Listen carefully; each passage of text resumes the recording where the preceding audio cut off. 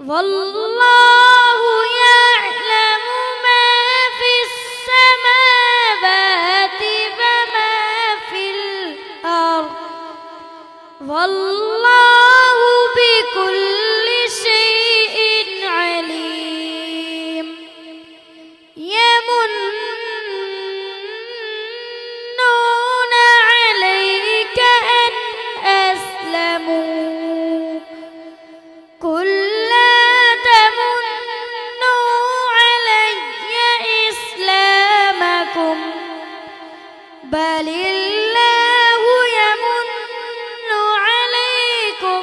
أن هداكم